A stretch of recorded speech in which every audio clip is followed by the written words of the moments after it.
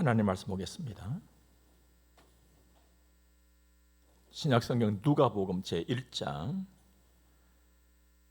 8절에서 13절까지 말씀을 먼저 보도록 하겠습니다. 마침 사가랴가 그 반열의 차례대로 하나님 앞에서 제사장의 직무를 행할세 제사장의 전례를 따라 제비를 뽑아 주의 성전에 들어가 분향하고 모든 백성은 그 분향하는 시간에 밖에서 기도하더니 주의 사자가 그에게 나타나 향단 우편에 선지라. 사가랴가 보고 놀라며 무서워하니 천사가 그에게 이르되 사가랴여 무서워하지 말라. 너의 간구함이 들린지라. 네 아내 엘리사벳이 네게 아들을 낳아 주리니 그 이름을 요한이라 하라. 아멘. 오늘 말씀은 세례 요한의 출생에 대한 내용입니다. 세례 요한은 우리 예수님께서 사람의 몸을 입고 이 땅에 오시기 바로 전에 태어났던 사람이지요. 그가 이 땅에 태어날 때는 목적이 있었습니다. 이제 곧 오실 그 예수님, 그 일을 예비하는 일이었지요. 준비하는 일이었습니다. 그런데 성경을 보면 이 일이 어느 날 그냥 된 것이 아니고 요한이 태어나기 한 400여 년 전에 말라기 선지자를 통해서 하나님께서 이미 예언을 하셨는데 때가 되니 요한이 태어난 것입니다. 그런데 누가복음 제1장의 말씀을 쭉 보면 먼저 세례 요한의 부모에 대해서 설명을 해주고 있습니다. 5절 말씀 보면 아버지의 이름은 사가랴. 그가 했던 일은 제사장의 일이었습니다. 제사장이었지요. 어머니는 엘리사벳이었습니다. 그런데 아론의 가문이라고 성경은 말하고 있거든요. 그러니까 믿음의 좋은 가문에 중요한 직책을 가졌던 사람들입니다. 그런데 6절 보면 두 사람이 하나님 앞에 의인이며 주의 모든 계명과 규례대로 흠이 없이 행했다는 말씀이 기록되어 있거든요. 우리가 얼뜻 생각해 보면은 너무나도 당연한 일이거든요. 좋은 믿음의 가문 있잖아요. 명문의 가문이었고 또 직책도 제사장이었고, 그러니까 하나님 앞에서 당연히 의롭고 규례대로 행했을 것이 분명해 보입니다. 그런데 그럼에도 불구하고 이 말씀을 여기에 기록을 해놨을 적에는 그만한 이유가 있었던 것입니다. 5절 말씀을 다시 보면요, 서두에 유대 왕 헤롯 때에라고 말씀하고 있거든요. 그러니까 그 시절 그때의 역사적인 배경을 좀 정확하게 짚어주고 있잖아요. 유대 왕 헤롯, 이 헤롯을 헤롯 대왕 이렇게 불렀습니다. 그는요 폭군이었어요. 로마에 빌붙었던 왕이거든요. 그리고 유대인들의 환심을 사기 위해서 호화로운 헤롯 궁전, 헤롯 성전을 건축하기도 했습니다. 그러나 어떤 정치적인 정권의 유지를 위해서는요, 자기 아내도 죽였어요. 그리고 자기 자식도 죽였어요. 여기서 그친 것이 아니라 장모, 처남, 삼촌까지 죽였어요. 정치판이라고 하는 것은 이렇게 무서운 것 같습니다. 권력의 자리라고 하는 것은 이렇게 무자비한 자리인 것 같기도 합니다. 잔인한 군주였어요. 뿐만 아니라 대제사장들, 또 제사장들까지도 자기가 원하는 사람들만 세워놨단 말이에요. 그러니까 정치적인 부분에서도 로마 쪽으로 기울어져 버렸고, 또 종교적인 부분도 로마 쪽으로 기울어져 버렸고, 정치적으로도 어둡고, 또 종교적으로도 아주 어둡고 어려운 그런 시절이었단 말이에요. 이 어둡다는 것은 결국 타락했다는 것이거든요. 바로 그러한 때에 사가랴와 엘리사벳은 저들과 달랐다는 거예요. 그런 상황 속에서도 오직 하나님의 말씀을 따라서 묵묵히 본분을 감당을 했다는 것입니다. 어둠 속에서 어둠을 밝히는 빛으로서 그 부부는 사라졌어요. 오늘은 또 어떻습니까, 여러분들? 오늘 여러분과 제가 살고 있는 이 한 시대도 보면요, 어지럽습니다. 그리고 혼란스럽습니다. 그리고 치우쳤잖아요. 여러분 다 보세요, 여러분들. 정치만 아니라요, 경제도 그렇고 문화도 그렇고 전반에 걸쳐서 극과 극으로 치우친 시대에 우리가 살고 있습니다. 참 가슴 아픈 우리의 현실 아닙니까? 이런 시대에 여러분과 제가 살고 있지만 하나님의 바라심은 중심 잡아라는 것입니다. 중심을 잡아라. 하나님의 중심으로 중심을 잡고, 교회 중심으로 중심을 잡고, 하나님의 말씀 중심으로 중심을 잡아라는 것입니다. 사가랴처럼, 엘리사벳처럼. 사가랴와 엘리사벳은 정말 하나님 앞에서 또 이 어두워져가는 세상 속에서 귀한 부부였지요. 그런데 한 가지 그 가정에 안타까운 일이 있었습니다. 자식을 낳지를 못했어요. 7절 말씀 보면은 엘리사벳이 잉태를 못함으로 그들에게 자식이 없고 두 사람의 나이가 많더라. 그때 유대 사회에서는요, 결혼을 했는데 자식을 낳지 못한다? 이건요, 엄청 큰 수치였어요. 사람들이 조롱도 하고 또 멸시를 보내기도 하고 했거든요. 그런데 여러분 생각해 보세요. 하나님의 일을 전적으로 맡아서 하나님의 일을 하는 제사장 집에 자식이 없다. 사가랴와 엘리사벳이 얼마나 힘들었겠어요. 백성들을 위해서 기도하고 하나님의 제사를 드리는 그 가정에 자식을 낳지 못한다? 정말 힘든 일이었어요. 그런데도 사가랴는 그 고충을 다 감내하면서 묵묵히 사명을 감당해 왔고, 그의 아내 되는 엘리사벳은 물론 내조 잘했던 것이죠. 그런데 이 모진 세월이라고 하는 것은 흐르고 또 흘러가 버린 거예요. 젊음의 시절이 다 지나가 버렸습니다. 나이가 들었어요. 이제는 자식을 낳는다? 이 소망이 그쳐버린 거예요. 그런데 그 어느 날 하나님이 그들에게 깜짝 놀랄 소식을 전해줍니다. 제사장의 일을 하고 있었던 그날이었는데 천사가 사가랴에게 나타났어요. 그러면서 얘기합니다. 천사가 그에게 이르되 사가랴여 무서워하지 말라. 너의 간구함이 들린지라. 네 아내 엘리사벳이 네게 아들을 낳아 주리니 그 이름을 요한이라 하라. 그리고 이어지는 말씀 보니까 너도 기뻐하고 즐거워할 것이요 많은 사람도 그의 태어남을 기뻐하리라. 사가랴는요, 기쁨이 없었어요. 오히려 놀랐어요. 그냥 이게 도대체 무슨 일인가.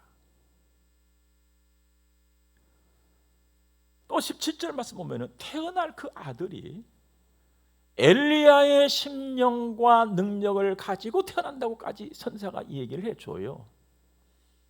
여러분 엘리야가 누굽니까? 여러분 엘리야 기도의 사람이고 불로 응답받은 사람 아닙니까? 하나님께서 엘리야를 통해서 그 놀라운 일을 했을 그 시대에도 이스라엘의 아합이라고 하는 왕이 하나님을 등져버렸었잖아요. 그리고 우상 섬겼잖아요. 바알이라고 하는. 그러나 그때도 암흑기였단 말이죠.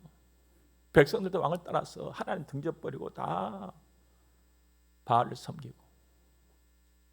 이때 회개를 촉구했고 이스라엘의 암흑기를 깨웠던 사람이 선지자 엘리야 아닙니까? 그러니까 태어날 아들을 요한이라고 해라, 기뻐해라. 그 아들이 엘리야처럼 지금 어두워져 버린 정치적으로도 종교적으로도 타락된 이 시대를 깨울 것이다. 다시 일으킬 것이다. 이렇게까지 말씀을 하시거든요. 하지만 사가랴는 천사 가브리엘의 말이 귀에 들어오질 않았어요. 안 믿어졌다 이 말이에요. 안 믿어졌단 말이에요. 왜 그랬을까요? 18절 말씀 보니까 사가랴가 천사에게 이르되 내가 이것을 어떻게 알리요? 안 믿어진다. 안 믿어진다. 내가 늙고 아내도 나이가 많으니이다. 우리가 봐도 그렇잖아요. 하나님이 이렇게 해 주시려면 좀 일찍, 좀 젊었을 적에 누가 봐도 저 집 애 낳을 수 있어 해서 그때 해줬더라면 얼마나 좋았겠어요. 그런데 눈총 받을 거 다 받고 조롱 받을 거 다 받았고 멸시 받을 거 다 받았고 무심히 세월은 흘러가 버렸고 이제 다 늙어버렸는데 이제 뭐 아이를 낳는다고 뭐 이름을 요한이라고 해라고요? 안 받아들였단 말이에요. 여러분 같으면 안 그러겠어요?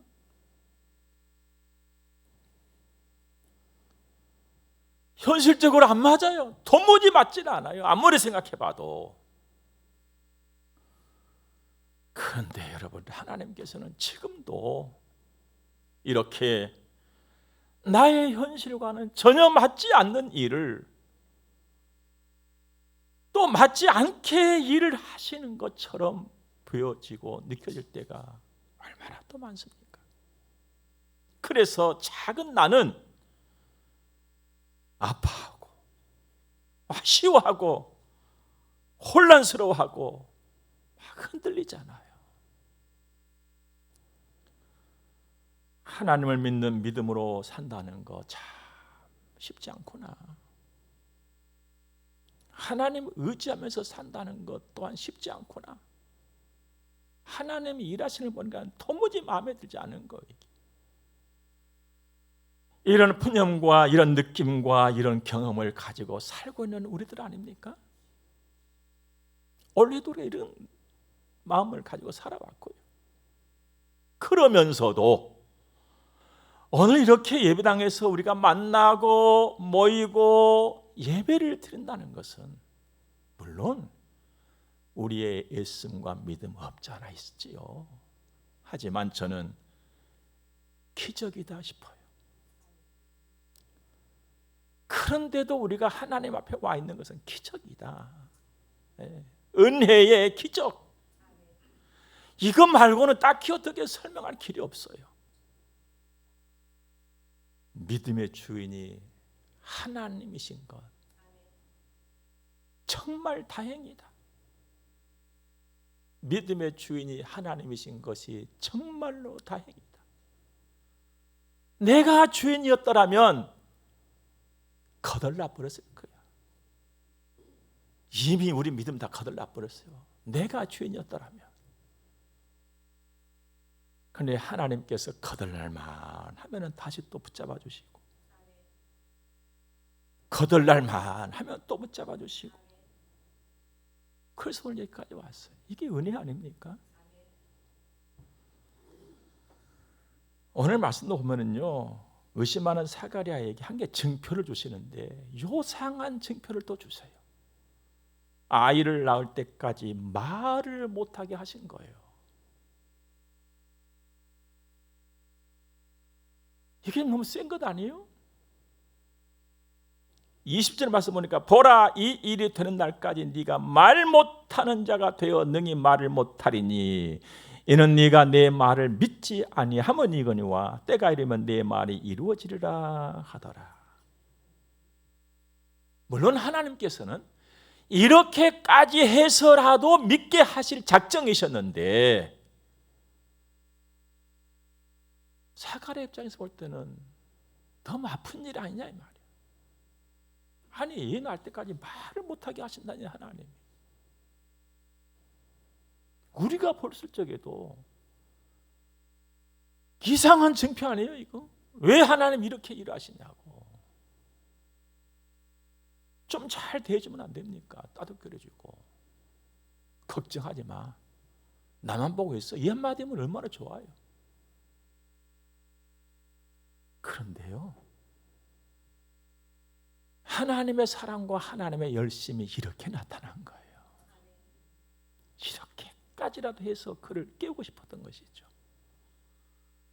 이 하나님의 사랑과 이 하나님의 열심이 여러분과 저를 오늘 이만큼 큰 믿음 갖고 오게 하심인 줄로 믿습니다. 드디어 엘리사벳이 잉태를 했어요.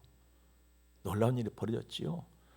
24절의 말씀 보니까 이후에 그의 아내 엘리사벳이 잉태하고, 자 여기까지는 좋았는데 잉태를 하고 5달 동안 숨어 있었다는 거예요. 도대체 왜? 여러분 엘리사벳이 아기를 가졌으냐, 배가 보니까 아기가 왔어. 그런데 숨었어. 하루 이틀 당고 5달 동안이나 숨었어요. 왜 그랬을까? 여러분 생각은 어떻습니까? 왜 그랬을 것 같아요? 아니 이거 다 늙은 할매가 이거 배가 불러온다니 이거 도대체 부끄러웠을까요? 대한민국의 할매들은 어떻게 생각할까요?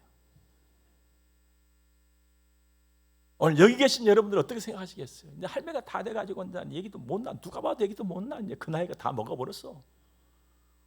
근데 애기가 들어선 거예요 이거. 이제 배를 보면 누가 보면 다 알게 돼. 부끄러웠을까요? 아니면 이 나이에 애 낳으면 어떻게 먹이고 키우고 살리나 걱정했을까요? 이것도 아니고 저것도 아니었어요. 그러면 뭐야 이게? 왜 숨었어? 엘리사벳은요, 잘 낳고 잘 키우기 위해서 마음 관리, 몸 관리 했던 것입니다. 그 비밀이 25절에 나타나고 있어요.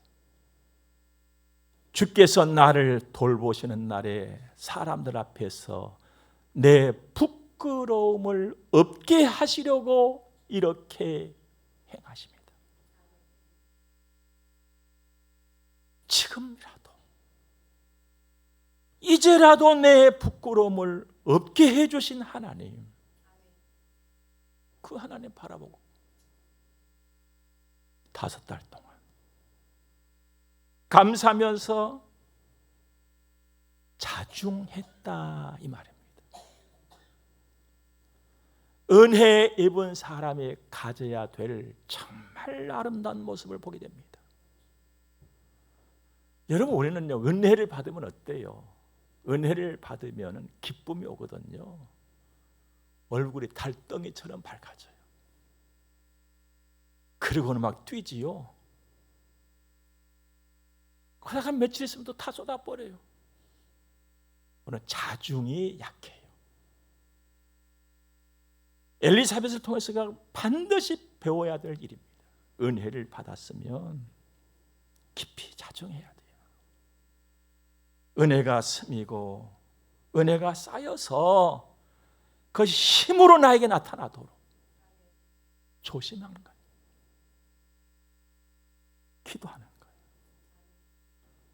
여러분과 제가 꼭 배워야 될 부분인 줄로 믿습니다.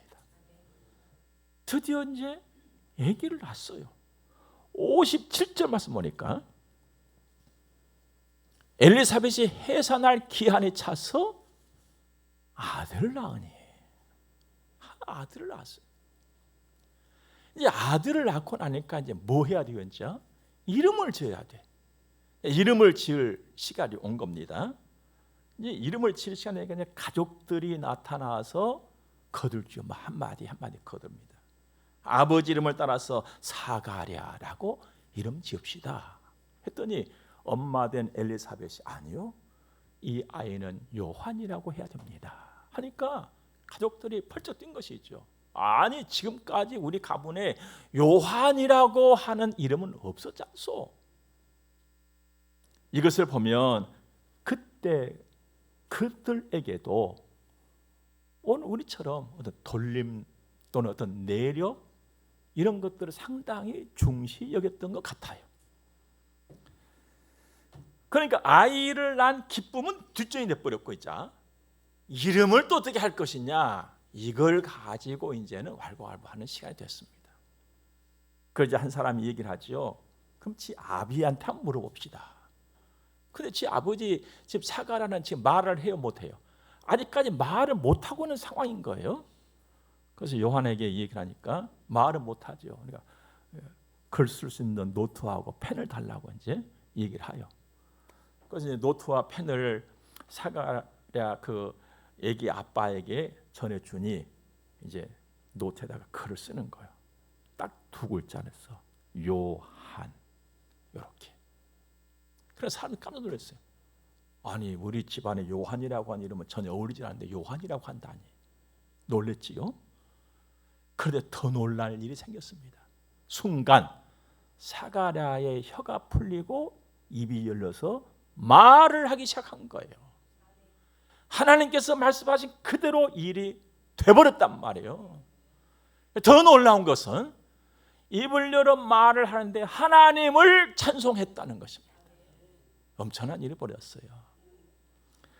사가랴가 입이 열려 말을 하면서 하나님을 찬송했다는 것은 사가랴의 마음에서 믿음이 그냥 솟아올랐다는 거예요. 야, 하나님이 하셨구나. 믿음이 솟아난 거예요. 이 아이 잉태하기 전에는 믿었어요, 못 믿었어요? 못 믿었어. 믿어질 수가 없었던 것이죠. 자기 현실과 형편을 보면 믿어지지 않았어요. 이제는 믿게 됐다는 거예요. 하나님 찬송했어요. 하나님, 제가 하나님을 믿습니다. 이 고백이 찬송 아니에요? 하나님의 일을 이루셨습니다. 이게 찬송 아니냔 말이에요. 사랑하는 여러분, 여러분도 그렇고 저도 그렇고 살다 보면 심히 어려운, 이해할 수 없는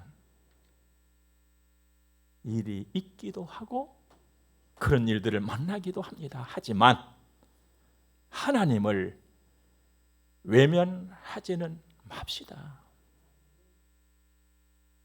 하나님은 어떻게 해서라도 내가 믿음으로 서기를 바라시는 것입니다. 그런데 정말 속상할 정도로 그 믿음이 내 안에서 잘 안 일어날 때가 많아요. 그래서 하나님을 외면해버리고 싶다는 충동이 일어날 때도 없잖아. 있다 이 말입니다. 이것이 나예요. 믿음이 내 마음대로 안 돼. 내 마음대로 믿음이 된다면 무슨 걱정을 하겠습니까? 하나님, 믿음이 내 마음대로 된다면 무슨 걱정을 하겠습니까? 이게 우리 아우성 아닙니까? 그래서 하나님은 내가 믿도록 일을 하신다는 거예요. 내가 믿도록, 내가 믿을 때까지. 그래서 믿게 하시는 분이 하나님이십니다. 오늘 사가랴와 엘리사벳을 통해서도 그것을 보고 있잖아요.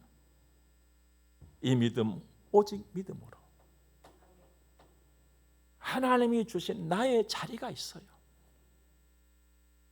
그 자리에서 내가 맡은 일을 성실하게 우리 잘 행합시다.